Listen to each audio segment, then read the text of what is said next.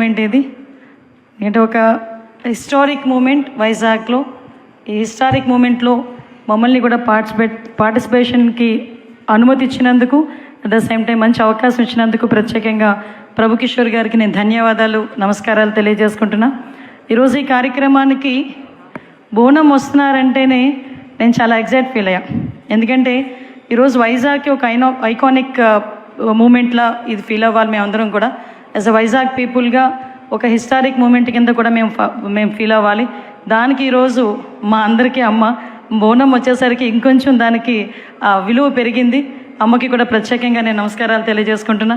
అది ఈరోజు ఈ కార్యక్రమానికి ముఖ్య అతిథిగా విచ్చేసిన మా యువ నాయకుడు, మా పార్టీ జాతీయ ప్రధాన కార్యదర్శి, ఐటీ అండ్ ఎడ్యుకేషన్ మినిస్టర్, ఎడ్యుకేషన్లోనే రిఫార్మ్స్ తీసుకురావటానికి ఎప్పుడు కూడా తను ముందుంటాను అని చెప్పి నడిపించిన వ్యక్తి, ప్రత్యేకంగా నా సోదరుడు నాయకుడు లోకేష్ గారికి ప్రత్యేకంగా నేను నమస్కారాలు, ధన్యవాదాలు తెలియజేసుకుంటూ, పెద్దలు గౌరవనీయులు అందరికీ కూడా మన ఉత్తరాంధ్రకే పెద్ద నాయకుడు, పార్టీకి పెద్ద, అదేవిధంగా మా అందరికీ కూడా దిక్సూచి లాంటి వ్యక్తి, విలువలతో కూడిన రాజకీయాలు ఎలాగో మాకు నేర్పిస్తున్న వ్యక్తి అశోక్ గజపతిరాజు గారికి కూడా ప్రత్యేకంగా ధన్యవాదాలు, నమస్కారాలు తెలియజేసుకుంటూ, మా సోదరుడిని నేను నాయకుడు అనాలి.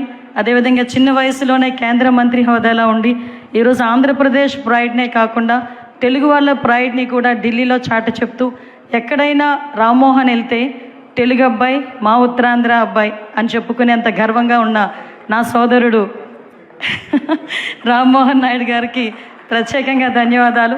అదేవిధంగా ఈరోజు ఈ కార్యక్రమానికి విచ్చేసిన మా సోదరులు సివిల్ సప్లైస్ మినిస్టర్, ఎప్పుడు కూడా సౌమ్యులు, ఎక్కడ కనిపించిన అమ్మ ఎలా ఉన్నావో అని ఆప్యాయంగా పలకరించిన సోదరుడు మనోహర్ గారికి కూడా ప్రత్యేకంగా ధన్యవాదాలు. ఎస్పెషల్లీ ఈ కార్యక్రమానికి ఇంత అందాన్ని తీసుకొచ్చిన చాలామంది పురప్రముఖులు, ముఖ్యంగా వైజాగ్లో ఉన్న చాలామంది పురప్రముఖులు ఇక్కడికి వచ్చారు.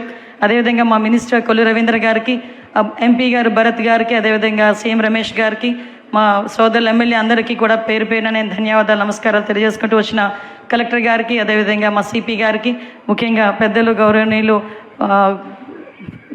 గురువు గారికి కూడా ప్రత్యేకంగా ధన్యవాదాలు. ఎస్పెషల్లీ సార్ తాలూకా విజన్ ఏదైతే 2047 విజన్ అయితే ఉందో, ఆ విజన్కి అనుగుణంగా ఈరోజు వైజాగ్ ముందుకెళ్తుందని చెప్పడానికి ఈ ఐకానిక్ ఇది ఒకటి డ్రీమ్గా మేము అనుకున్నాం. కానీ ఈరోజు ఇక్కడ సాకారం కాబోతున్నందుకు నేను చాలా హ్యాపీగా ఉన్నా. వైజాగ్ అన్నది హ్యాపెనింగ్ సిటీ, ముఖ్యంగా చంద్రబాబు నాయుడు గారికి, మా సీఎం గారికి చాలా ఇష్టమైన సిటీ. ఎందుకంటే చాలా సందర్భాల్లో నేను విశాఖపట్నం సిటీని ఇష్టపడతాను అనలేదు, విశాఖపట్నం సిటీ అంటే నాకు ప్రేమ ఎక్కువ, నేను ప్రేమిస్తాను అనే పదాలు చాలా సందర్భాల్లో ఉపయోగించారు. ఆయన లాస్ట్ 2014 to 2019 కూడా సీఎంగా ఉన్నప్పుడు కూడా చాలా సందర్భాల్లో కంపల్సరీగా విశాఖపట్నాన్ని ఐటీ హబ్గా మార్చాలి, ఫినాన్షియల్ క్యాపిటల్గా కూడా మార్చాలి అని చెప్పి చాలా సందర్భాల్లో మనం అందరం కూడా మాట్లాడుకోవడం, దానికి అనుగుణంగా ముందుకెళ్ళడం కూడా జరిగింది. ఇక్కడ ప్రభుకిషోర్ గారి గురించి ఒక విషయం చెప్తాను. నేను చాలా ఆశ్చర్యపోయాను. సార్, మీరు నాకు లాస్ట్ టైం నేను మినిస్టర్ అయినప్పుడు సార్ నాకు ఇదే విషయాన్ని చెప్పారు. 21లోనే నాకు పర్మిషన్స్ వచ్చినా నేను కట్టనా లేదా అని బాబు గారి దగ్గరికి వెళ్ళి అడిగినప్పుడు సార్ నో అన్నారమ్మా అని ఆ రోజు నాతో చెప్పారు. సార్ నాకు బాగా గుర్తుంది.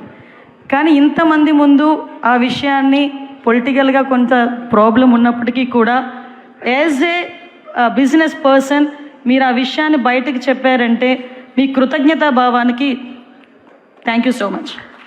ఎందుకనంటే ఆ రోజు అంటే అది చెప్పడానికి చాలామంది భయపడతారు. యాజ్ ఎ బిజినెస్ పర్సన్స్గా ఆ రోజు నేను మాట్లాడాను, ఈరోజు ఇప్పుడు కట్టమన్నారు అని చెప్పేటప్పుడు కూడా చాలామంది భయపడతారు బిజినెస్ పర్సన్స్. ఎందుకంటే పాలిటిక్స్ ఎప్పుడు ఎలా ఉంటుందో తెలియదు కదా అనే విషయంలో ఉంటారు. కానీ ధైర్యంగా నేను చాలా ఆశ్చర్యపోయాను సార్ నోటి నుంచి ఆ మాట వచ్చేసరికి. Sir felt so happy.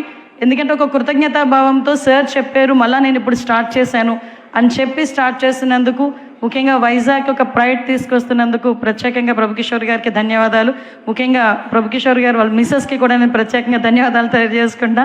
ఎందుకంటే చాలామంది నేను చాలా ప్రౌడ్గా చెప్తాను సార్, ఎవరి సక్సెస్ఫుల్ మెన్ వెనకాతల కంపల్సరీగా ఉమెన్ ఉంటారు. దానికి ఈరోజు మీ పిల్లలు కానీ వరుణ్ అండ్ వర్ష వీళ్ళిద్దరికీ, especially senior most architecture, father of architecture అనొచ్చాము సార్ని కూడా thank you sir, thank you so much. ఎందుకంటే ఎందుకంటే ఇంత ఎక్సైట్ అవ్వాలి, నేను ఒకసారి సార్తో అన్నాను మా బాబు కూడా ఆర్కిటెక్చర్ చేస్తున్నాడండి అంటే డెఫినెట్గా పంపించండి అమ్మా, ఒకసారి ట్రైన్ అప్ కూడా అవుతాడని చెప్పారు. సో నేను సార్ని చూసేసరికి అదే అనుకున్నా, ఒకసారి ఇలాంటి వాళ్ళందరినీ గ్యాదర్ చేయాలి అని. Thank you so much. మంచి ఆపర్చునిటీ నాకు ఇచ్చినందుకు థ్యాంక్ యూ వెరీ మచ్.